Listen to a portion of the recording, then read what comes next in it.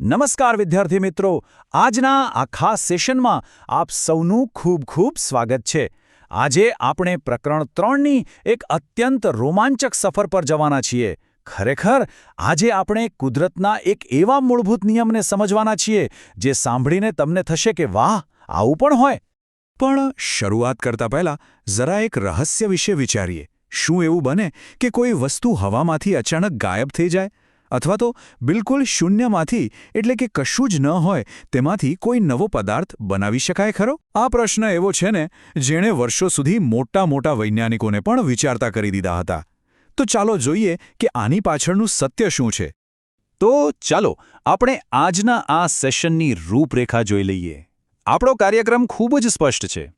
પહેલા પ્રકરણનો પરિચય, પછી વજનનો રહસ્યમય પ્રશ્ન, ત્યારબાદ દળનું માપન કરતો પ્રયોગ, તેની પ્રક્રિયા અને પરિણામ, માટીના રમકડાનું રસપ્રદ ઉદાહરણ અને છેલ્લે દળ સંચયનો નિયમ. પહેલો વિભાગ, પ્રકરણનો પરિચય. ચાલો આપણે શરૂઆત કરીએ. આજે આપણે પરમાણુઓ અને અણુઓની એક અદ્ભુત દુનિયામાં જઈશું અને તેને ઊંડાણપૂર્વક સમજીશું. પ્રકરણ 3માં તમારું સ્વાગત છે. જુઓ, વિજ્ઞાનના અઘરા લાગતા સિદ્ધાંતોને ગોખવાની આપણે કોઈ જ જરૂર નથી. આપણે આખા વિષયને નાના અને એકદમ સરળતાથી સમજી શકાય તેવા ટુકડાઓમાં વહેંચીને શીખવાના છીએ. એટલે કે એકવાર સમજ્યા પછી તે તમને કાયમ માટે યાદ રહી જશે. બીજો વિભાગ, વજનનો રહસ્યમય પ્રશ્ન. હવે આવીએ આજના સૌથી રસપ્રદ અને મુખ્ય રહસ્ય તરફ. આ જ એ પ્રશ્ન છે જેના પર આપણો આખો પ્રયોગ ટકેલો છે. જરા કલ્પના કરીએ કે આપણે બે અલગ અલગ વસ્તુઓને એકબીજામાં મિક્સ કરીએ છીએ, અથવા તો ચાલો કોઈ વસ્તુને સળગાવીએ છીએ. શું એ રાસાયણિક પ્રક્રિયા થયા પછી તે વસ્તુઓના કુલ વજનમાં, એટલે કે દળમાં કોઈ વધારો કે ઘટાડો થાય છે? શું ખરેખર વજન બદલાય છે ખરું? આ વિચારવા જેવી વાત છે, બરાબર ને? ત્રીજો વિભાગ, પ્રયોગ, દળનું માપન. આ જ પ્રશ્નનો એકદમ સચોટ જવાબ મેળવવા માટે આપણે આપણી વર્ચ્યુઅલ લેબોરેટરીમાં જઈએ અને જાતે જ એક અદ્ભુત પ્રયોગ કરીને જોઈએ. આ પ્રયોગના સેટઅપને બહુ ધ્યાનથી સમજીએ. આપણે બે અલગ અલગ દ્રાવણો લઈએ છીએ, જેને X અને Y એવું નામ આપી દઈએ. આ બંનેનું 5% સાંદ્રતાવાળું દ્રાવણ તૈયાર કરવાનું છે. હવે એક મોટા કોનિકલ ફ્લાસ્કમાં Y દ્રાવણ લઈએ અને એક નાની ઇગ્નિશન ટ્યુબમાં, એટલે કે જ્વલન નળીમાં X દ્રાવણ લઈએ. આ નાની નળીને પેલા ફ્લાસ્કની અંદર ખૂબ જ સાવચેતીથી એવી રીતે લટકાવવાની છે કે જેથી બંને દ્રાવણો અત્યારે એકબીજામાં ભળી ન જાય. અહીં સૌથી અગત્યની વાત એ છે કે આ ફ્લાસ્ક પર ઉપર બૂચ લગાવવો. શા માટે? કારણ કે આ બૂચ તેને એકદમ ટાઈટ, ચુસ્ત રીતે બંધ કરી દે છે, જેથી પ્રક્રિયા થાય ત્યારે અંદરનો કોઈ વાયુ કે પદાર્થ ભૂલથી પણ બહાર ન જાય અને બહારની હવા અંદર ના આવે. છેવટે આપણું માપન એકદમ પરફેક્ટ રહેવું જોઈએ ને? અને હા, પ્રક્રિયા શરૂ કરતા પહેલા આ આખા સેટઅપનું વજન નોંધી લેવાનું છે. ચોથો વિભાગ, પ્રક્રિયા અને પરિણામ. હવે આપણા આજના સેશનની સૌથી રોમાંચક ક્ષણ આવી ગઈ છે, જ્યાં આપણે ખરેખર રાસાયણિક પ્રક્રિયા થવા દઈશું. હવે સૌથી મજાની વાત જુઓ. આપણે ધીમેથી ફ્લાસ્કને થોડો નમાવીને હલાવીએ છીએ.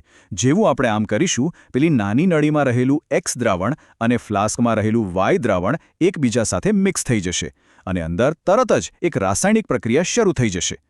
આ પ્રક્રિયા પૂરી થઈ જાય પછી આપણે આખા ફ્લાસ્કનું ફરીથી વજન કરવાનું છે. અને આ જુઓ, આપણા પ્રયોગનું સૌથી મોટું અને ચોંકાવનારું પરિણામ તમારી સામે છે. પ્રક્રિયા પહેલાંનું વજન અને પ્રક્રિયા પછીનું વજન બંને બિલકુલ સમાન છે. અરે, વજનમાં 1 ગ્રામનો પણ ફરક નથી પડ્યો. ત્રાજવાના બંને પલ્લા હજી પણ બરાબર બેલેન્સ છે. પાંચમો વિભાગ, માટીના રમકડાનું ઉદાહરણ. હવે આ ખ્યાલને કાયમ માટે મગજમાં ફિટ કરી દેવા માટે આપણે રોજિંદા જીવનનું એક બહુ જ સરળ ઉદાહરણ લઈએ.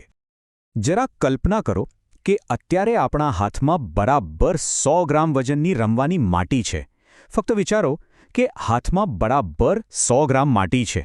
હવે આ 100 ગ્રામ માટીને ગુંદીને મસ્ત મજાનો આકાર આપીને તેમાંથી એક સુંદર રમકડું બનાવીએ. હવે તેનો આકાર અને દેખાવ સંપૂર્ણપણે બદલાઈ ગયો છે, બરાબર ને? પણ જો એ રમકડાને આપણે ફરીથી વજન કાંટા પર મૂકીશું તો તેનું વજન કેટલું હશે? બરાબર 100 ગ્રામ જ રહેશે. માટીનો આકાર ચોક્કસ બદલાયો છે, પણ માટીની માત્રા તો એટલી જ રહી. રાસાયણિક પ્રક્રિયામાં પણ બિલકુલ આવું જ થાય છે. પરમાણુઓ માત્ર નવી રીતે ગોઠવાય છે, પણ કુલ વજન હંમેશા અચળ જ રહે છે. છઠ્ઠો વિભાગ, દળ સંચયનો નિયમ. આ અદ્ભુત પ્રયોગ અને માટીના ઉદાહરણ પરથી આપણે વિજ્ઞાનનો એક સત્તાવાર અને પાઠ્યપુસ્તકમાં આવતો અત્યંત મહત્વનો નિયમ તારવ્યો છે. અને આ બધું ખૂબ જ સુંદર રીતે એક વાત સાબિત કરે છે કે કોઈપણ રાસાયણિક પ્રક્રિયામાં દળનું સર્જન કે નાશ થતો નથી. બસ આને જ વિજ્ઞાનની ભાષામાં દળ સંચયનો નિયમ અથવા law of conservation of mass કહેવાય છે. પરીક્ષા માટે આ નિયમ ખૂબ જ અગત્યનો છે અને હવે મને ખાતરી છે કે તમારે તેને ગોખવાની જરાય જરૂર નહીં પડે, કારણ કે આપણે તેને પ્રેક્ટિકલી સમજી ગયા છીએ. તો છેલ્લે એક વિચારવા જેવી વાત એ છે કે કુદરત હંમેશા પોતાનું સંતુલન કેવી અદ્ભુત રીતે જાળવી રાખે છે. અહીં કંઈ પણ નકામું જતું નથી, બસ માત્ર તેનું સ્વરૂપ બદલાય છે.